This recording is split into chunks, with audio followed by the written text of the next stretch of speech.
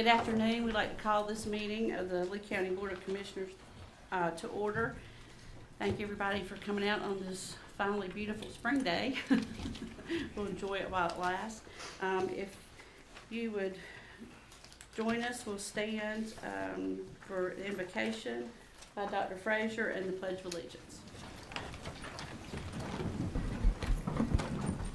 Let us bow our heads. Most gracious and everlasting God, our Father, we again thank you for allowing us to assemble ourselves here once again. We thank you, God, for what we had in front of us today, how the weather is beautiful and how you have protected and guided us. But tonight, God, we're asking that you bless this Board of Commissioners as we go forth to deliberate on concerns about our community. We pray now, God, that you bless the citizens who have come this evening and all of us who are gathered here. In Christ's name we pray, and for his sake, amen. Allegiance to the flag of the United States of America and to the republic for which it stands, one nation, under God, indivisible, with liberty and justice for all.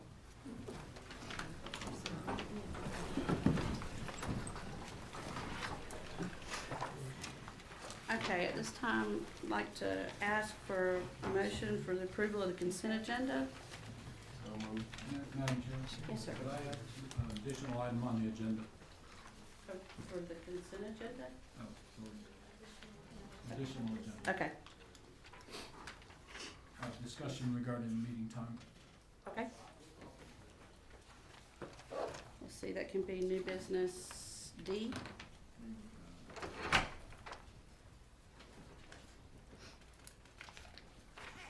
Okay, anything else?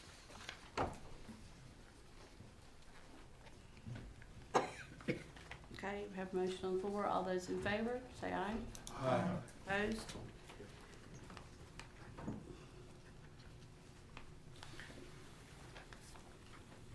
And the approval of the consent agenda. Move to approve. All those in favor? The consent agenda. Opposed? Okay. Sorry about that. Okay, public comments.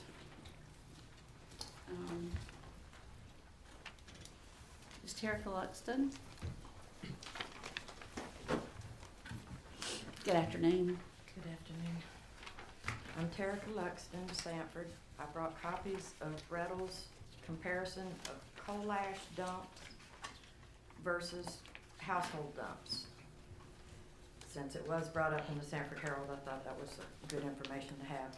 I'm also here today representing Environmental Lee, and I have sent you all a copy of the petition to the board. Environmental Lee has received a request from the family of McKinley Johnson, the African-American World War I soldier buried in the graveyard of the former Zion Hill Christian Church, 1919 to 1949, in the Osgood area of Sanford, now located in Deep River. As you know, this graveyard is within the confines of the proposed coal ash dump. Emmanuel Hyde III of Richmond, Virginia, a great nephew of Mr. Johnson, is making this request enacting as a representative of his family. The Johnson kindred include great niece Mary Hooker of Sanford and niece Mrs. Dorothy Jackson of Richmond, among other living family members. It has come to our attention, per Mr. Hyde, that there are several graves, both known and unknown at the site. There are also many depressions in the surrounding land indicating unmarked graves there. The Johnson kindred, represented by Mr. Emmanuel Hyde, is requesting the following. The Lee County Board of Commissioners require Chara or Green Meadows LLC to hire a professional archaeological firm to determine the boundary of the cemetery, mark all the graves, and create a plat of its area before any ground disturbance begins. A family or family members would like to be present during the study. No graves to be disturbed during the study. The graveyard be preserved as a historical site. An access road to be built. 2 local companies that do this kind of work and who could be offered an objective experts are TRC Solutions and ESI, which we have the links on your copies. The Johnson family is most grateful for they're grateful for all you're doing. Thanks, Ms. Lux. Got Donna Strickland.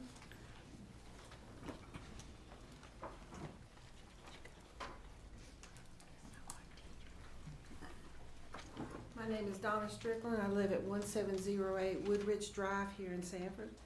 And I would like to publicly thank every one of you who have joined forces with us to try and keep coal ash out of our community.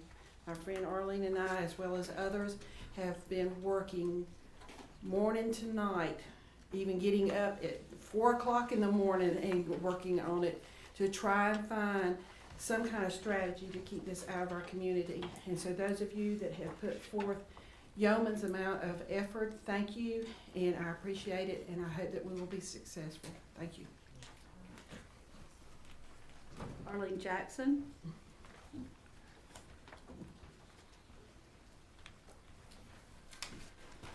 Good afternoon. My name is Arlene Jackson, and I live in Lee County. First of all, I'd like to thank all of you for everything that you've done. I know it hasn't been easy in light of the fact that your authority has been taken away. However, the citizens of Lee County appreciate everything that you're trying to do. I'd like to talk to you today about time. It seems like we never have enough of it. Take, for example, the trains. Has anybody thought to calculate how long it's going to take these trains to pass through our town every single day? If there's 100 coming from Charlotte and 100 train cars coming from the Wilmington area, they both have to pass through this area to get to their final destination. Then they have to empty their cargo and go back to wherever they came from. So that could possibly be 400 train cars a day passing through our town. I'm not sure how long it would take for these trains to pass through. I'm not a train expert, but Chara told us that some of the trains were 5 miles long. I went to the county commissioners meeting in Pittsburgh this morning, and one of the main topics they talked about was the water treatment plant and how all these inorganic metals that they get out of the leachant water cannot be treated by our water treatment plants or their water treatment plant. So we don't have time to build another water treatment plant for Chara so that their water will be treated before it can be put back into our drinking water supply. I think it would be a great idea if the board invited Dr. Lindley to speak and explain in detail all the work he's done for the past 30 years. I think he would be delighted to come and enlighten us. Another professor that we've talked to is Dr. Bartlett at Campbell University. He's a professor of environmental science, and he said that he would be glad to help by counting the birds, the endangered species of birds in this area. He feels like there would be quite a few. Also plants. He's not an expert in fish, but he could certainly help us find someone who could go in and determine the life in the creeks and so forth. He says that he's shocked that environmental impact studies are not being done before all of this transpires. Of course, there again, we need more time to do these environmental impact studies before things are changed out there. You know, they have decided that building this site on top of an aquifer is the right way to go. I don't think it is. The North Carolina state law says you can't put a coal ash site on top of an aquifer. They get around that by saying, oh, it's not a coal ash site, it's an impoundment, a coal ash impoundment. So therefore, they don't have to follow that rule. They can't put it near a floodplain. Well, the floodplain goes right beside the area. There are just so many things that they're exempt from, but I think if we have enough time, we can find whatever it is that we need to stop this careless, reckless act from happening. Because if it's not dangerous, if it's just like the dirt that they're claiming that it is, then it needs to stay where it's at. Amen. Thank you. Thank you.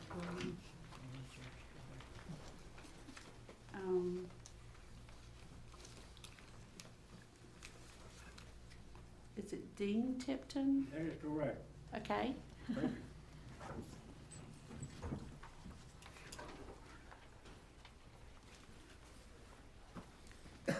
Welcome, sir. Thank you very much, folks, for listening to me for just a moment. I was at the meeting at Pittsburgh this morning.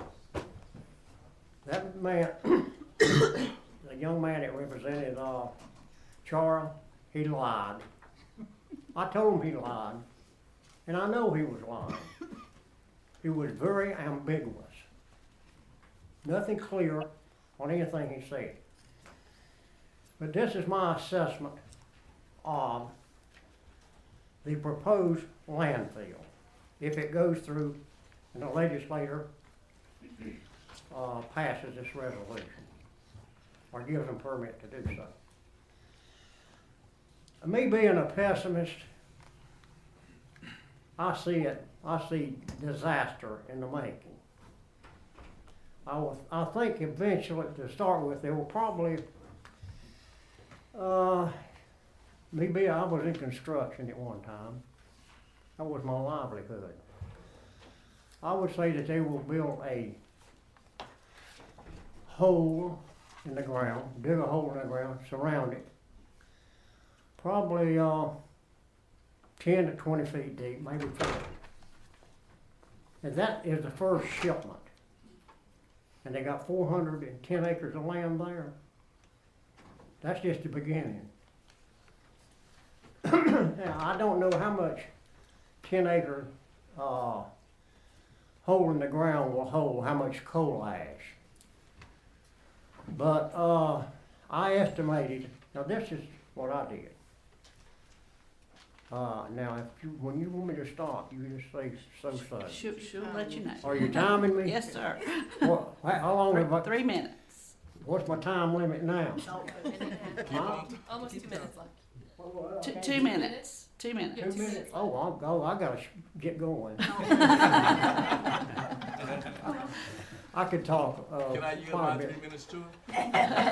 But anyway, a hole in the ground, 40 feet deep, 60 feet in diameter will hold over 3 million gallons of coal ash. Now you can imagine eventually, they got 400 some acres of land out there. I'm just estimating they will have a black lagoon out there of 200 acres full of coal ash with all these toxic chemicals in it. Thank you, folks. I would talk long, but my minute's up. Just about. Thank you for the smile. I like that. And, ladies and gentlemen, thank you very much. Thank you, sir, for coming. Thank you. Miss Dawn, I apologize, guys. Dawn Crawley, is that correct? I'm Dawn Crawley, and I live at 2930 Colin Road, and my property backs up to right behind me is where the pit's gonna be for the coal ash. I have a small farm with milk goats, a pond, streams, and springs bubble up through my pasture. And even if I fenced off the creek, my pasture's still gonna be contaminated. My property's gonna be worthless. And, and all the property around there, that the creeks and springs that all run through there is too, because this stuff is gonna contaminate the water. And even using city water, it's not gonna help my property. Thank you. Thank you. Dr. Jim Foster.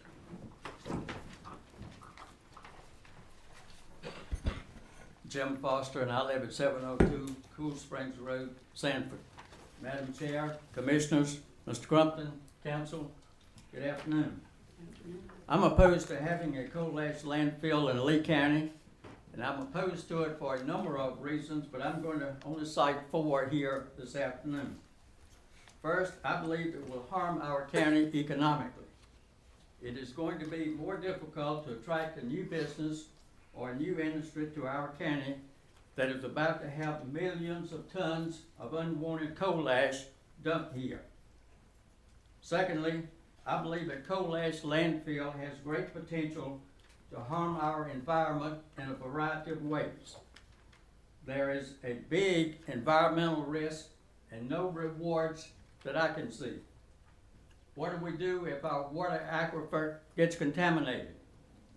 What do we do after streams, surrounding soil, and air get contaminated? What do we do? Third, I believe there are a number of ways to deal with the coal ash that are safer and probably cheaper than dumping it in a hole in a county less than an hour's drive from the state capital. Fourth, I'm opposed to the coal ash legislation because of the secretive ways it was written, because our county and city officials were never consulted, and because the location of the landfill site was never made public until after the November 2014 election. Thank you. Lynette Hampton.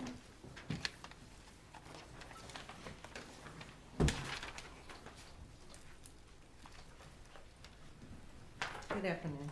Afternoon. A lot of things I was gonna say have already been said.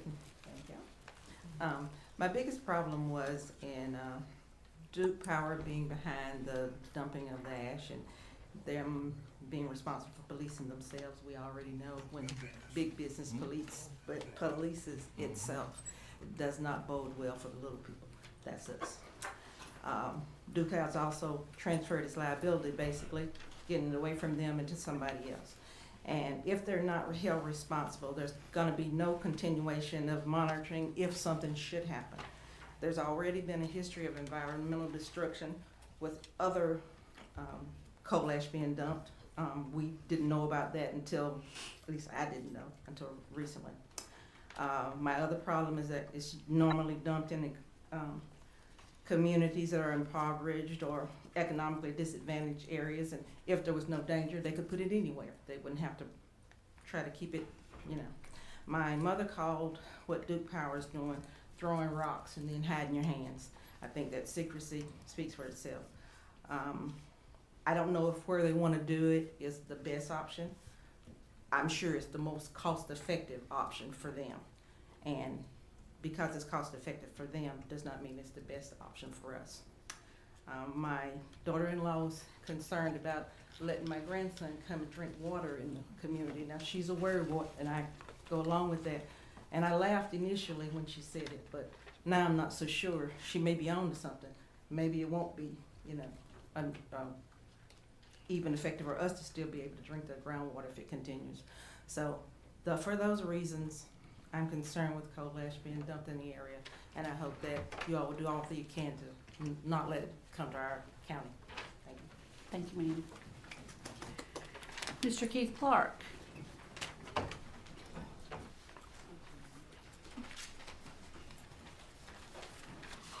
My name is Keith Clark. I live and raise squirrels at 212 Acorn Drive. I'd like to speak today a little bit about our economy and economic development. The biggest problem I see that you face as commissioners and I face as a taxpayer is a declining tax base. As the tax base declines, ultimately taxes have to increase and increase quickly. What I want to be sure is not lost is something that is not obvious. The decline in our tax base has been deliberate.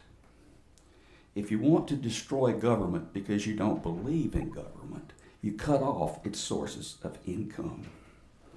Just because people are reckless in their tactics doesn't always mean that they aren't thinking. And that's what's behind this. Now, and with this in mind and this history, I'd like to make a couple of comments. I have distributed to you a little screenshot from the loan agreement from the Golden Leaf Foundation to illustrate how broadly this board could apply this money, which is in total about $1 million. And that includes, as you see, things pertaining to educational, charitable, scientific, tax-exempt public purposes, all of these, including economic development. This is a wide range of things.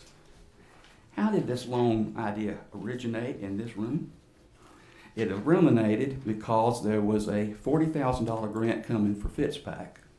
The commissioners at the time had a policy against using incentives, and yet they didn't want to be embarrassed by Mayor Mann at the time the partnership was coming together.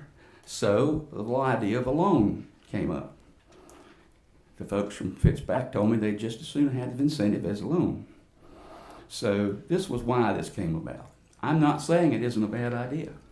I'm not saying that what the staff prepared isn't a good starting point to talk about it. I'm simply saying you got $1 million here of flexible money. Look at your options before you make your decision. Now, the second thing I'd like to say is that we need to get moving on economic development. And I know that you're busy on a lot of things. The responsibility for incentive policy rests with this board. It does not rest with any other nonprofit or anything else. I encourage you to go ahead and redevelop your own incentive policy. Set a deadline and develop it, with or without input. I suggest April 3rd. I know the chairman did an extensive study in her previous term, and I know that what I saw was our policy is not competitive with our people around us. Thank you very much. Thank you. She smiled too. Thank you. Fisher McMillan. Mr. McMillan. Good evening, everyone. Good My evening. name is Fisher McMillian, and I live at 706 Booker Street, Southfield. But however, I have family all around in the Colon area. This ice, so-called ice mine, what I would say it would be. It will, if we look at it perfect, it's going to fix the person, the human being. It's going to fix, if it be put out, laid out, it's going to fix the person body, call them to have cancer. It's going to fix the mind, which will cause them to have mental disease. And what it really going to do is going to bring a lot of burden on the county of Lee. There'll be money, that funds that we're going to have to find to help to keep the people healed. The more actions we bring in, the worse it's going to be. Now, this is a community. We love each other. Everyone in here is a family member. All of us are family. Are that right, brother? Council Maurice? Yes. And so if we love our family, we're going to fight for them. Regardless of what disagreement that we have with each other, we still going to love each other and we're going to stand up for each other. And I appreciate that. Thank you. And by the way, I'm speaking for the NACP, President Fox, who was able to make it today. Thank you, Mr. McMillan. Bob Finch.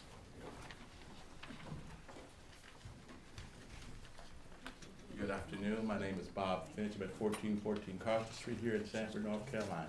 Good afternoon. I'm opposed to the coal ash, and I would hope that we can call upon the county commissioner to send up a resolution to the city councilmen that they should take a stand also.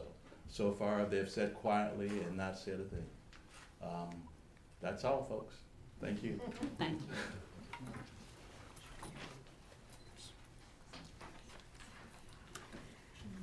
Okay, moving on to old business. And by the way, thank you, everybody, for coming for the public comments. It's nice to hear from folks at our meetings. Old business, consider the resolution to create a joint environmental affairs board. That'll be on page 10 of your packet. And this is an item that I bring before the board. In January of 2013, we effectively dissolved our environmental board with the county and created a new board. And at the same time, the city created an environmental affairs board. And in talking with Mayor Mann and also Mayor Andrews in some of our interlocal meetings and other leadership meetings, we feel like that we're experiencing a duplication of effort. We've got some really good people, and they're spending a lot of time taking care of the environment in Lee County, but it's not very efficient because we've got a lot of people kind of doing the same thing. And we feel like that between coal ash and fracking and then all of the other environmental concerns that any community might have, there's plenty of work to go around, and that it would be better, more efficient for us to combine those two boards. And we have a proposal before you. Essentially, the members would retain their seats, and it would just be a combination of the two boards with their terms expiring as already set forth in their current board positions. So entertain discussion, motion. Madam Chair, I have a motion. Effective May 1, 2015, dissolve the ERAC as a standing Lee County board and create a joint environmental affairs board with representatives from Lee County, the city of Sanford, and the town of Broadway. The motion needs to be contingent upon approval by the city of Sanford and town of Broadway. Well, that can be part of my motion. Yeah, okay, that's fine. You have that, Daniel? Any discussion?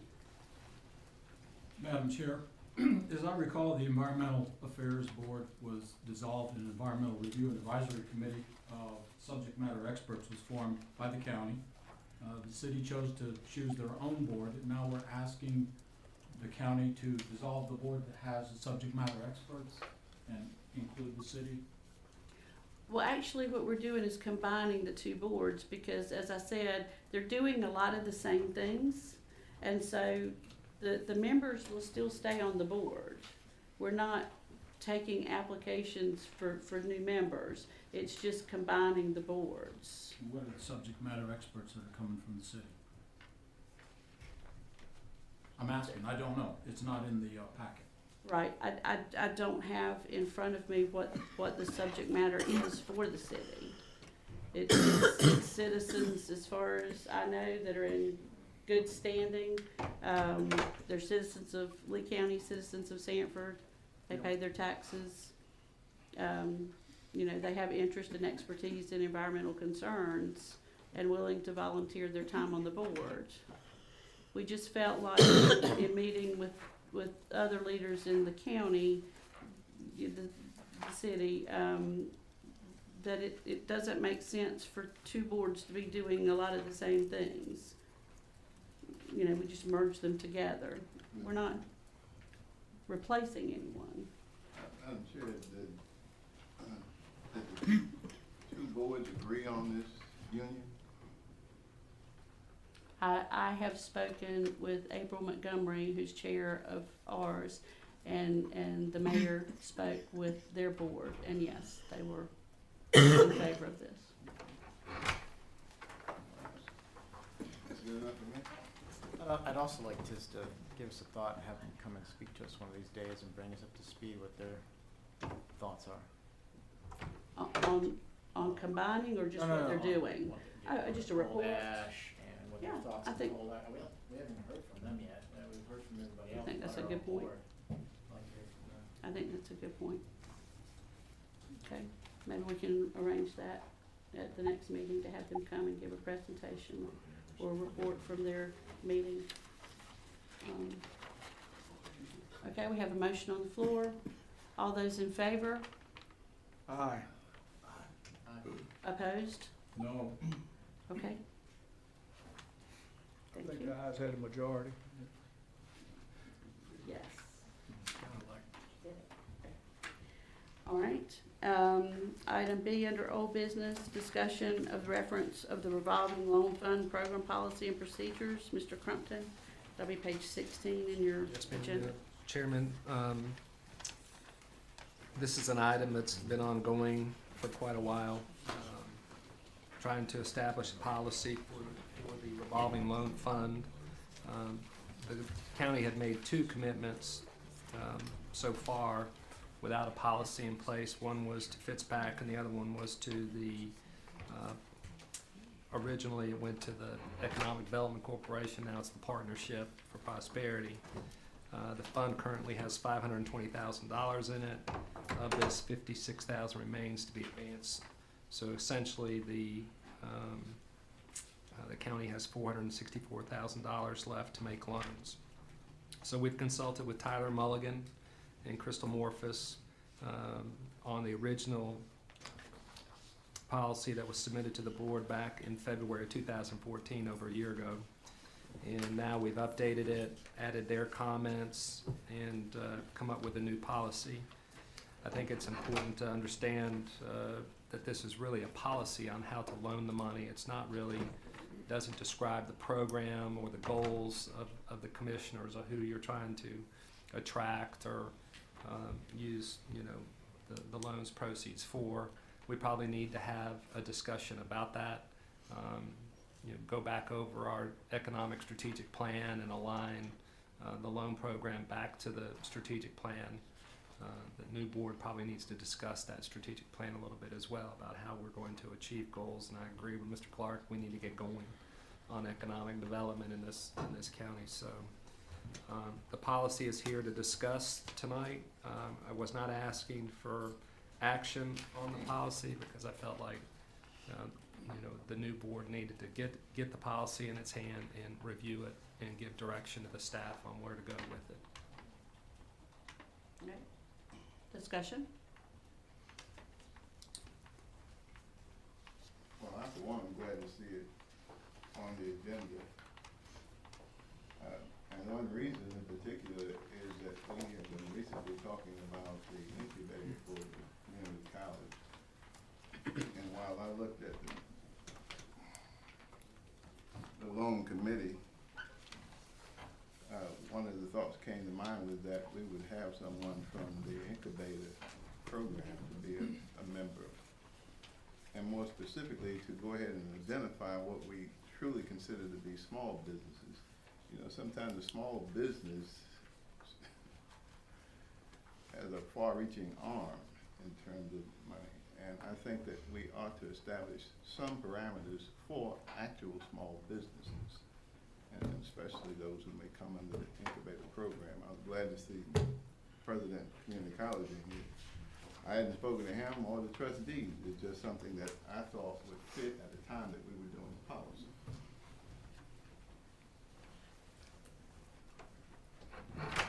In order to get this moving, let me ask you a question. Who's gonna form the committee? How we gonna form the committee? The board would form a committee. You mean the loan committee? Yes. Well, you said no,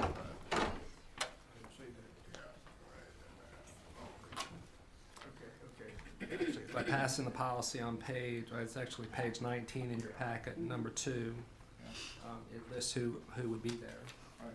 But we can add, subtract, do whatever. This is just a suggestion. And I think that's one thing, as the manager has said, don't really require any action this afternoon on this, but, this week we've gotten our first look at the proposal, and it gives us the opportunity to talk with some of the stakeholders that would be involved, and get some input, with the partnership, other folks that deal with small business creation. I know that's one of the things that, when we're talking about the incentive programs, that's always kind of been a thorn in my side, that we need to have more opportunities for small business creation. And this would address some of those issues, I think. Somehow we're gonna have to define small business. Yeah. said that? If you go by, Incentive program, anything that falls underneath. any business that's less than 500 employees is really considered a small business. I don't think that's what the board really believes is small business, so if you want to define what small business is, we probably should define it differently than the U.S. Chamber of Commerce defines it. Talking about real small business, yeah. Homegrown type. Madam Chair, may I suggest that we look at the average within Lee County as Okay. small business numbers? That's a good point. And we can, That's fine, but the other thing is, with the incubator program, for example, I'd like to see some of this loan money tied specifically to that program.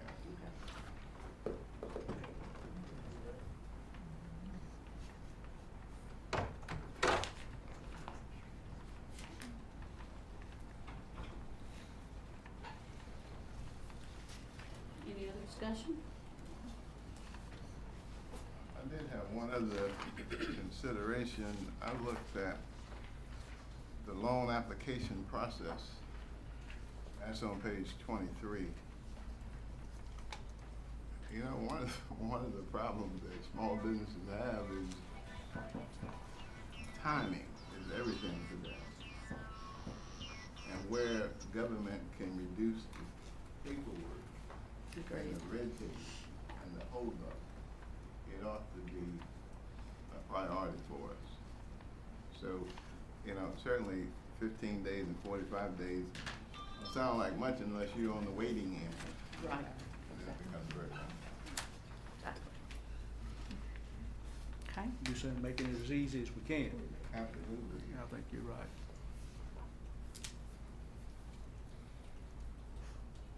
Okay. And I might have missed that, misunderstood that last sentence in the first paragraph under section 9. You said direct not to hold a public hearing, and no one can be approved without a public hearing. Might want to look at that. Yeah, I see that. Mhm. I think the intent there was, in our comments from Tyler Mulligan, is if you make a loan that's a market rate, interest rate type loan, it's not considered an incentive, but anything that would be less than market rate is an incentive, and you have to have a public hearing. So we didn't clarify that real well there, Yeah, but we need to clean that up if that's Okay. what we do moving forward. Right. Thank you, Robert. And in section 10, of loan documents, I would imagine we're gonna continue to hold people accountable for their state, county, state, and federal taxes on. I was looking at item B there. I just kind of assumed that would fall under J, you know, other documents that we deem appropriate, but you're right, we need to spell that out. I agree. Carried away. I agree. J covers it. It says, other document says the Yeah. county may deem appropriate. Yeah, but we need to spell that out. In full. I Understood. mean, quite frankly, you don't really wanna go through the process if you haven't done that. That's correct. Any other comments? Okay, well, I guess, you know, we're kind of tasked now with going out and talking to, the community and as I said, stakeholders and getting feedback on this. I encourage people that are, watching this, to go on, the website and get this and take a look at it and give us your feedback, because that's the most important thing guiding us forward. And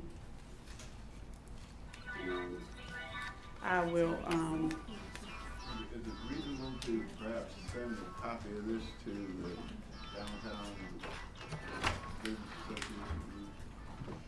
I think we could,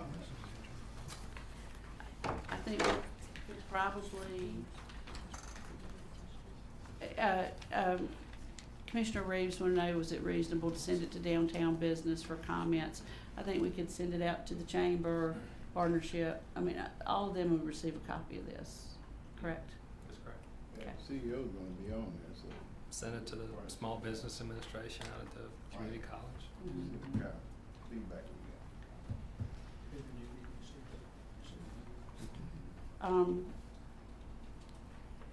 Okay, before we get into item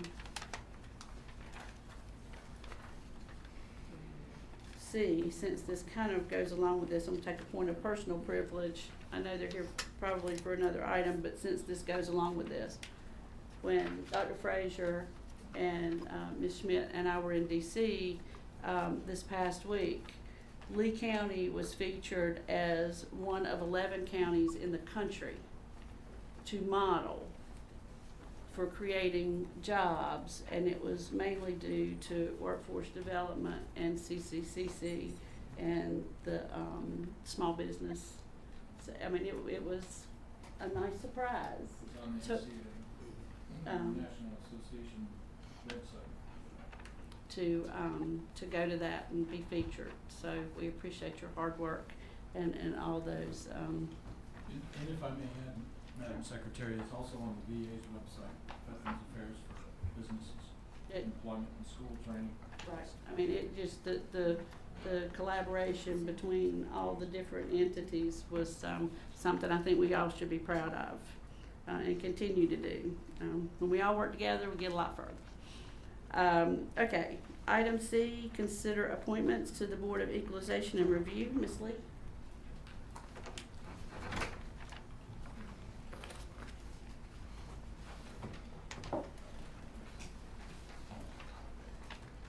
Madam Chair and fellow commissioners, on page 26 of your agenda package, you will see where I am asking for you to make appointments to 2 of the full-time positions on the Board of ENR. One of these, as you'll see on page 27, the term is expired. The other gentleman has resigned because of health issues. In your agenda package, there were 2 applications that were provided, and then I provided with, at your place, an additional application that was a hold up on that I explained to y'all on Friday in an email. So you have those 3 applications for consideration. Plus, you will see down at the bottom on page 27, we have 2 alternates. One of those alternate positions, their term expires this year, so we're okay with that one. The other gentleman that his term doesn't expire until February of 2016, since he was placed on the board in 2013, he has not attended any training sessions or any meetings. So we're asking that that individual be removed.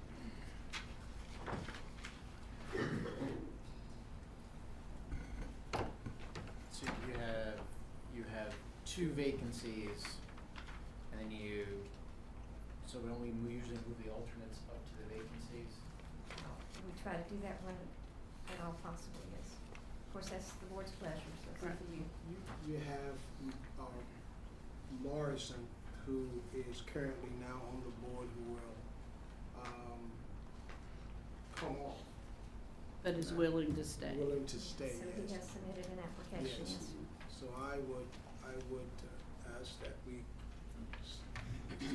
suggest that we keep Morrison, Reverend Morrison, on the board, and also Atkins have a application already in the packet as well. So I would,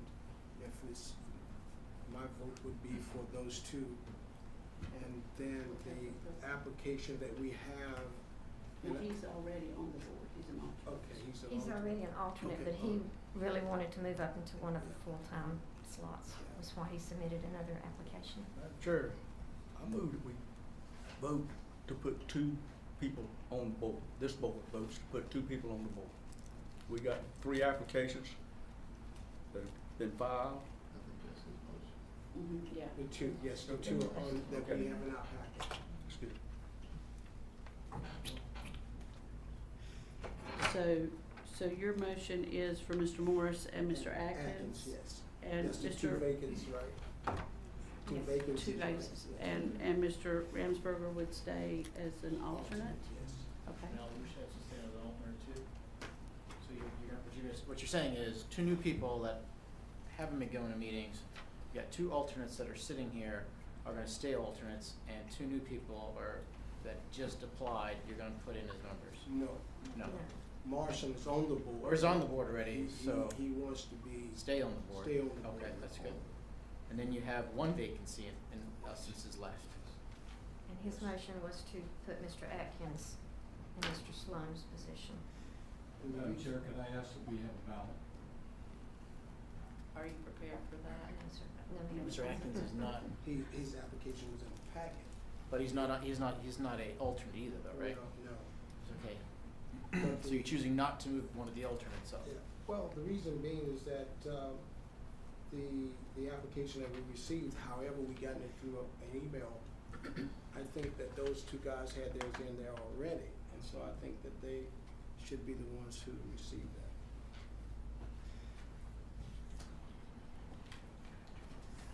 Was That's just my Mr. motion. Ramsberger, did he get his application into the board on time? I know there was an issue, but it still, once that issue was cleared up, it was still within the time frame.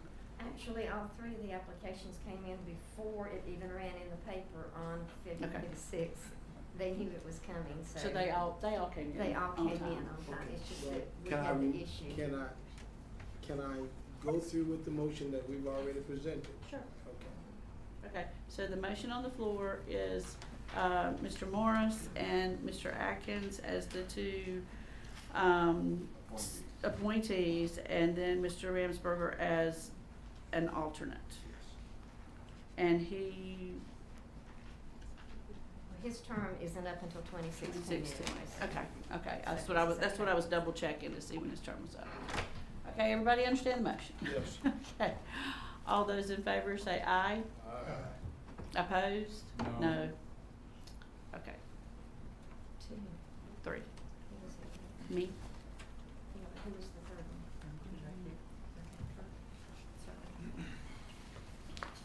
Sorry. Okay. All right, and then the other item was to remove the gentleman that has not been to any meetings for the past 2 years. Oh, right. I'm sorry. Which one is that, I'm sorry? Mr. Strickler? Okay. Move to, Okay, so there's a motion to remove Mr. Strickler as an alternate. And the reason being not taking any of the training or attending in the last 2 years. All those in favor say aye. Aye. Opposed? Okay. So- Madam Chair, just, Madam Clerk, just for the record, it was my understanding that one of the applicants for the appointment seat had an issue that was finally resolved, I guess, the latter part of the week. Right. Well, I think it's unfortunate, but my commitment was based on the information I had in advance. Sure. That there was something had not been taken care of. I just wanna make that point, board. I still need to bring to your attention that we are down 2 alternates, so if you know of anyone that would like to serve, have them contact me. Okay. Let me ask a question. Thank you. What is the point of the alternate to start with? I'll have to refer that to Michelle. I know that they are used quite often.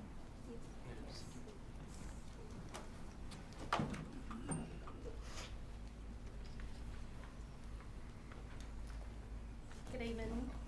Alternates were added so that, especially during revaluation years, when we have a lot of hearings, we would always have 5 members present. It's just to make scheduling easier. We don't always use them. We use our regular board members unless someone can't be there. Okay, but if you got 5 board members and you have 3 that they can still act. Yes, sir, they can. Right. So, you know, if you got someone that's not being active as a board member, what this board should do is replace that person, you know, just like we've done today. I don't see a point in having alternates, so maybe we need them. If you feel like we need them, we'll keep them, but that's okay. Fine, that's good. Thank you.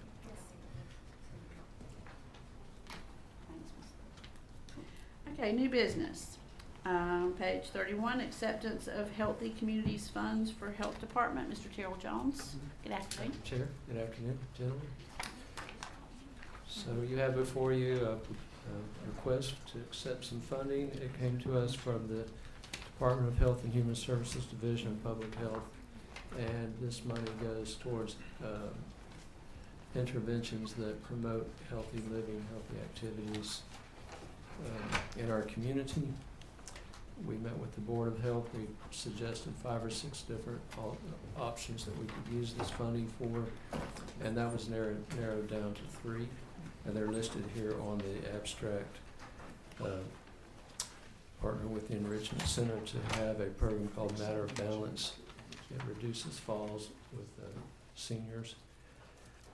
A program to develop signage to support promotion of healthy activities. So we would put up signage in parks or in other areas where healthy activities are taking place that would promote or educate people while they're getting exercise about calories burned or which direction to go to get back to your car or whatever. But signage basically.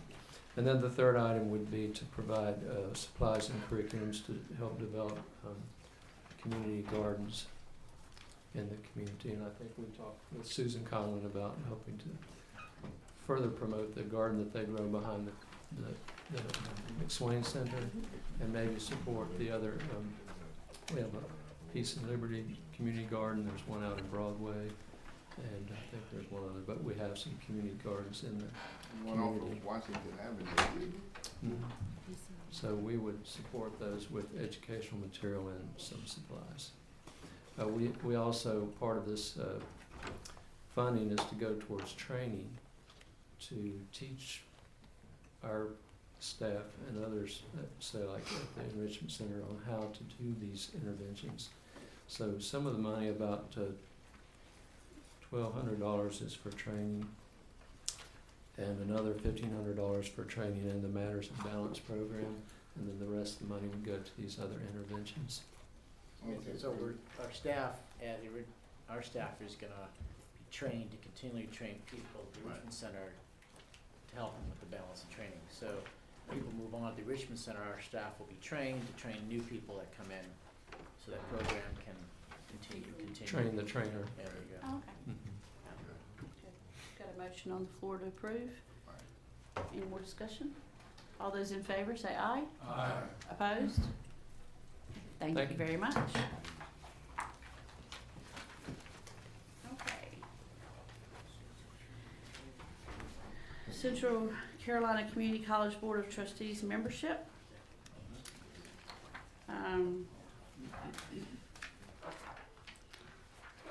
As you see in your packet, this is brought before you today.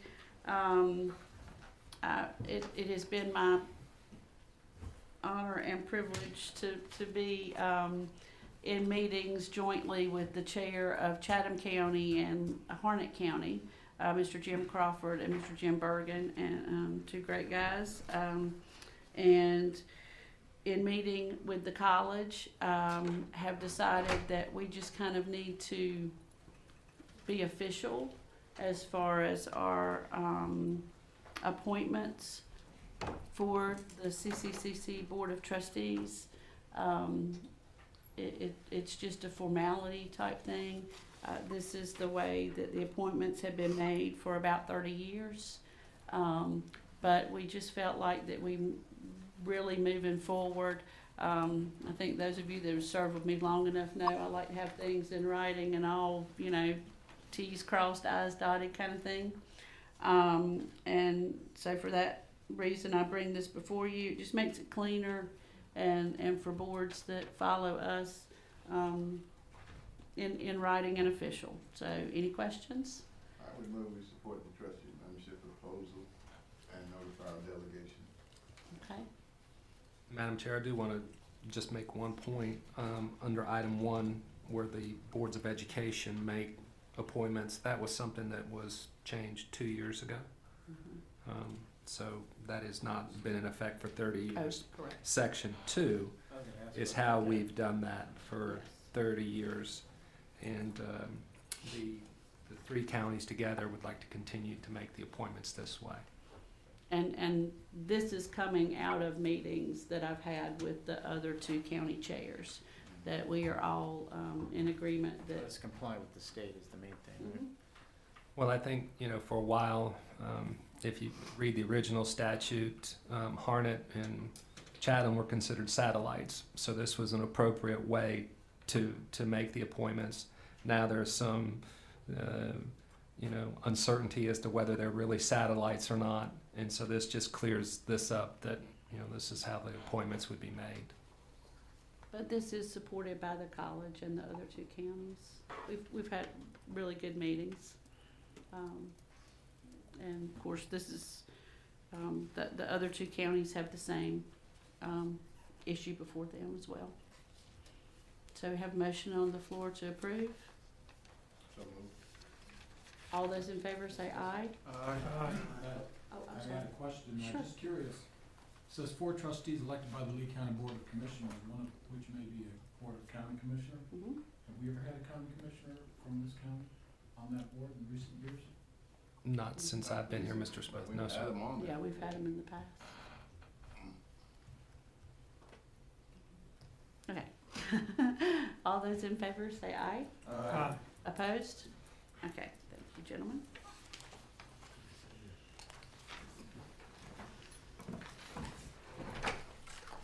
Okay, item C, budget amendment. Ms. Mitchell.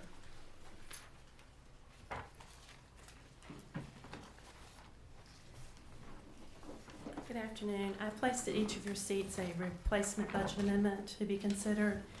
We removed the sheriff's transaction that was on there. So the revised budget amendment you have in front of you appropriates money for cooperative extension that's been received from United Way for additional summer help for the 4-H program assistant program. You also will see that we're moving some money around to cover unemployment and workman's compensation. We budget a reserve each year because a lot of times when we start the budget process, we don't know what our workman's comp quote is or unemployment. So we are taking those monies out of those reserve accounts to cover the overages in certain departments. Planning, we are appropriating funds to cover the scanning project for inspection and planning that you approved back in December.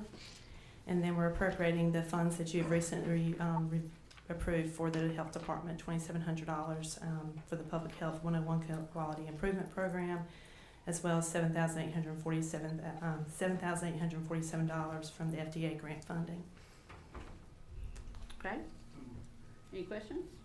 I move to approve the amendment, the budget amendment. Motion on the floor, discussion? Okay, all those in favor say aye. Aye. Opposed? Thank you. Thank you. All right, item D, meeting time. Commissioner Madam Smith. Chair,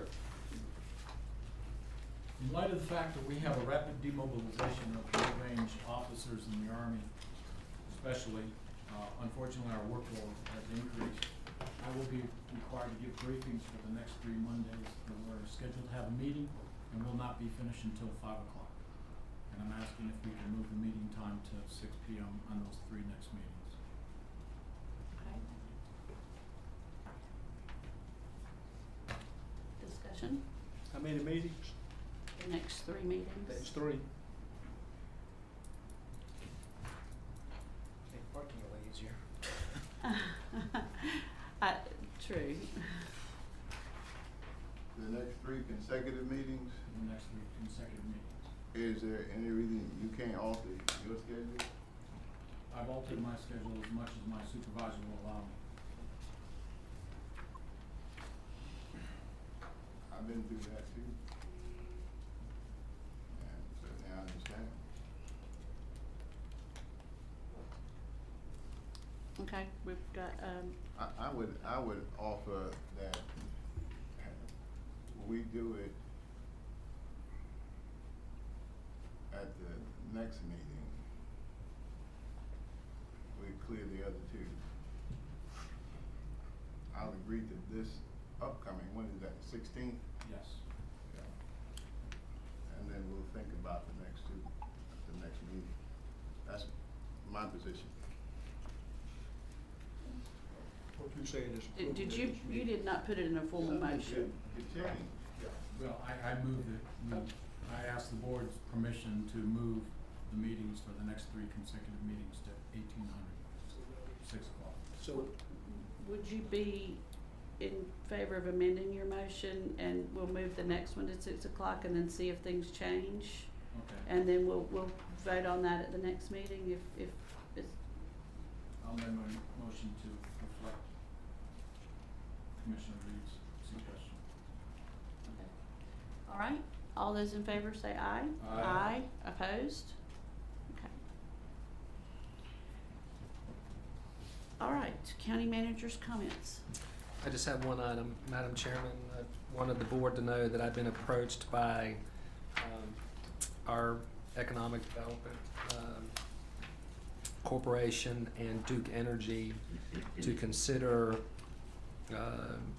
taking over the street light payments in the Lee County Industrial Park.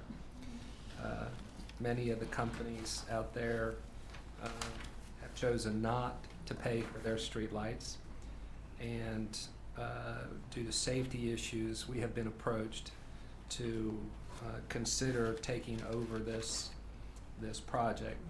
And I want to let you know that I'm working on it. I'm reviewing the city's policy on street lights. I have a big apprehension of taking over this because of the precedent it would set. I'm sure other folks in the community would love for us to pay for their street lights. But in this particular instance, the industry out there approached our partnership and asked for this consideration. So just wanted to let you all know that I'm reviewing it. If we were to just take it on, it would be $3,600 a year. $3,600 a year. But that's just the first one, I'm sure. So, but it kind of has the problem. One of the problems has occurred that the smaller companies out there quit paying them, and the other companies out there started paying them because of safety issues. So I don't want to name names of the companies and that kind of stuff because they've asked me not to. But you know, for as many businesses we have out there, for only 4 or 5 to be paying for the street lights is kind of an equity issue. I don't like using fairness issue, but it's an equity issue. Right. So. are we bound to do that? No, sir, we're not. If we were to do it, it'd be strictly voluntary on our part. Just courtesy? Yes, sir. How does the city charge for their street lights? The city does not charge per se. The policy we're reviewing, you know, depends on several different factors as to whether they'll pay for it out of their roads and street budget. So it's one of those issues that for a county I think is difficult because we're not in the road business. Obviously, in an industrial park that we're supporting, folks, you know, have that inclination to ask. And 2 of the folks that asked are 2 of our largest taxpayers in the county. Understood. Okay.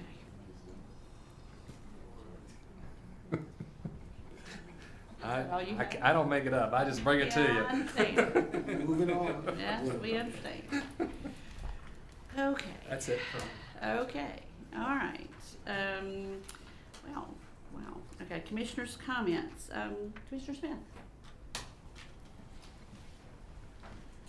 Madam Chair, in light of all of the comments on coal ash, and that's been the highlight since November, I just would wish to remind everyone that there were some political ads that were targeting the governor back during the last election cycle. It started real early, like he had coal ash on his hands.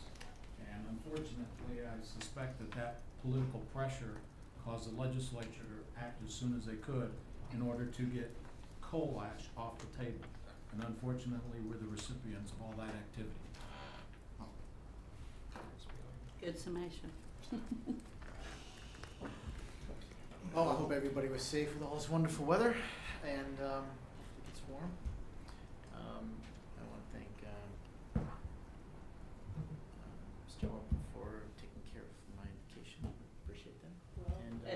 Actually, Dr. Frazier did it. Thank you, sir. Appreciate that. Credit That's where okay. credit is That's due. all right. Thank you. Good. Dr. Frazier?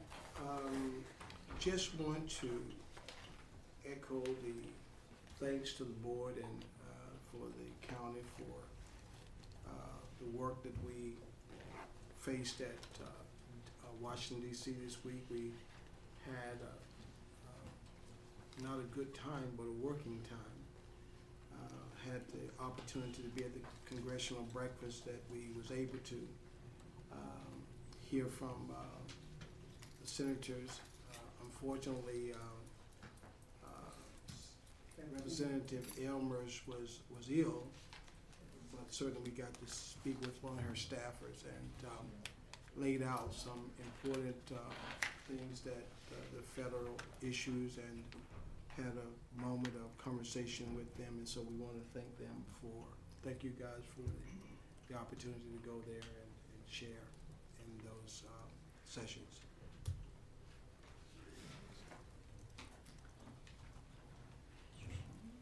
I want to thank the individuals that come and make the public comments, especially on coal ash, and keep up the hard work. I think it'll be worth it in the long run. I'm gonna sound on what Tim said. We appreciate what everybody's doing. Just keep up the good work. Ms. Grace? This is a touchy subject for me, but I'm going to mention it anyway. I'm a bit disappointed that we didn't show this board, and perhaps the city board that I'm aware of, didn't show any more support for what our Democratic delegation did in terms of the fracking bill that they submitted. You know, from the very outset, one of the first things that I said to, at that time, Jim Womack was, it's strange that you didn't see fit to try and take care of local government, that we would have some input into the situation. And it really did bother me then, and it bothers me today, that we haven't had any opportunity to recover for any potential damage that might be inflicted upon us. And I just want to thank Representative Reeves and Salmon for taking the steps that they did. Thank you. Okay, I'll definitely echo what Mr. Reeves has said. They're fighting an uphill battle in Raleigh, but they're fighting for the citizens of Lee County nonetheless, and we do appreciate that. The fact that they're fighting is what I support.